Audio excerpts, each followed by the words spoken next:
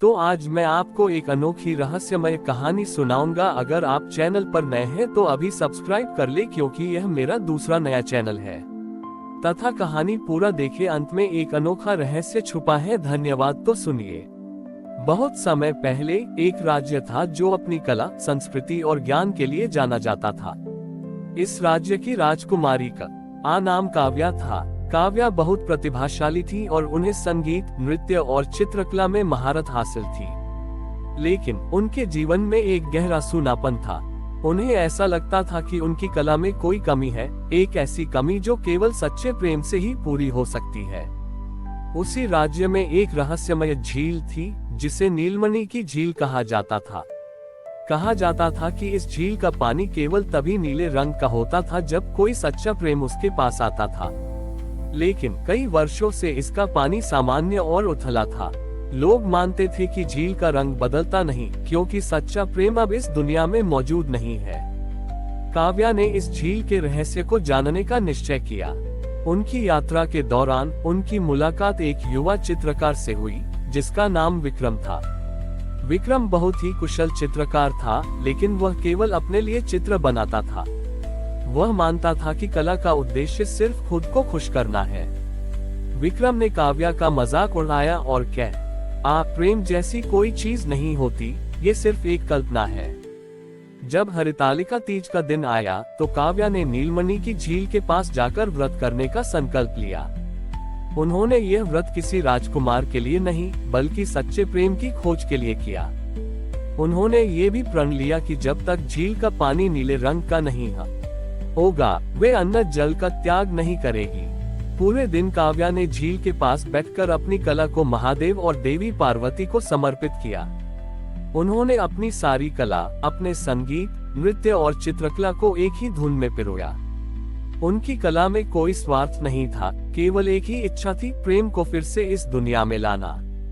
जब शाम हुई और काव्या की तपस्या अपनी पराकाष्ठा पर पहुंची, तो विक्रम, जो दूर से ये सब देख रहा था, उसकी आंखों में आंसू आ गए। उसने पहली बार देखा कि कला में कितना गहरा भाव हो सकता है। उसने देखा कि काव्या की कला केवल मनोरंजन के लिए नहीं, बल्कि दूसरों के लिए थी।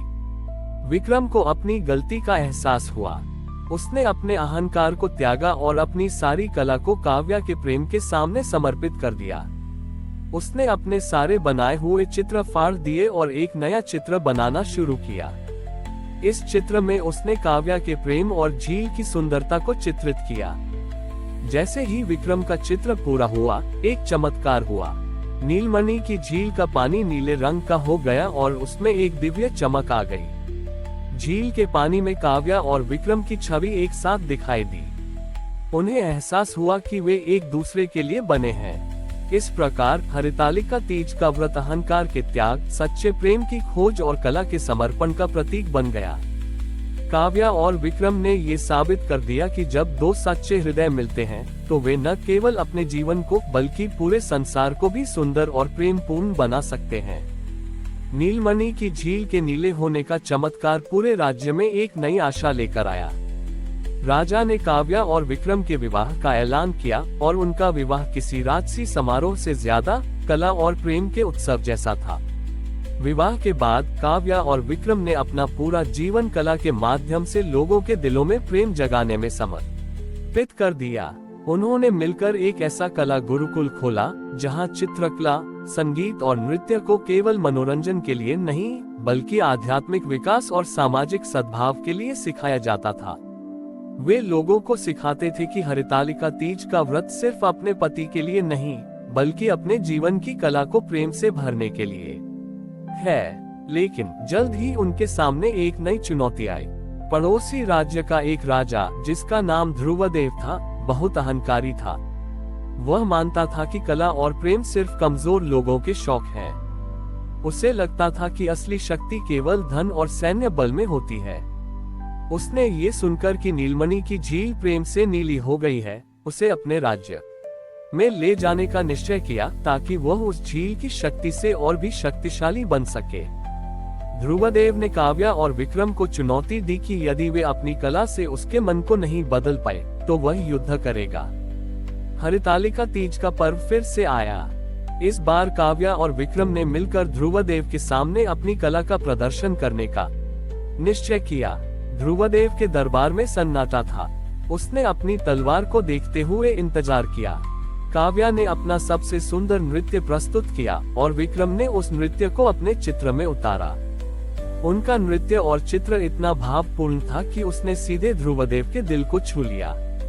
उनके नृत्य में जीवन की हर भावना थी, पर प्रेम, दया, पीड़ा और आशा। ध्रुवदेव की आंखों में पहली बार आंसू आ गए। उसने अपनी तलवार फेंक दी और अपने सिंहासन से उतरकर काव्या और विक्रम के पैरों में गिर गया।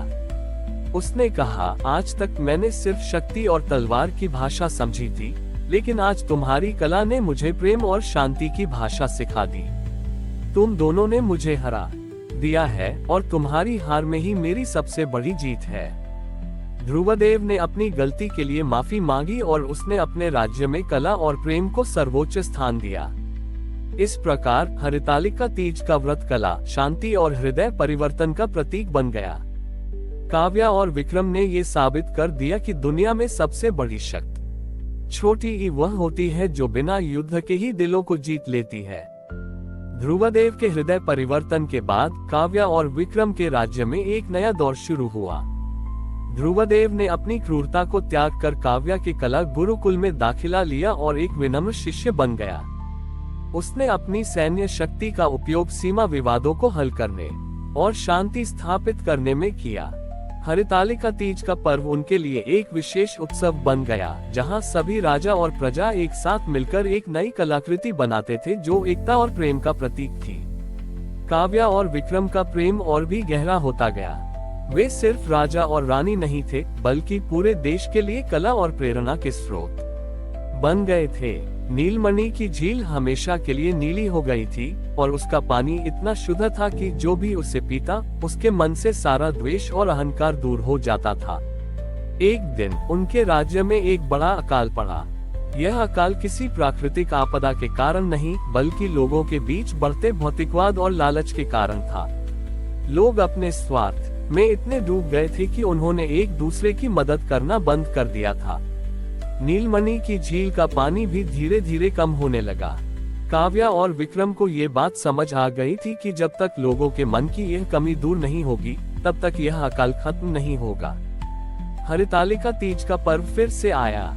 इस बार उन्होंने सभी लोगों को नीलमणि की झील के पास बुलाया और कहा, इस बार हम हरितालिका तीज का व्रत सिर्फ अन्न जल का त्याग करके नहीं, बल्कि अपने सबसे कीमती चीजों का दान करके करेंगे। उन्होंने स्वयं अपनी सबसे कीमती कलाकृतियों को तोड़ दिया और उनके टुकड़े लोगों को दे दिए।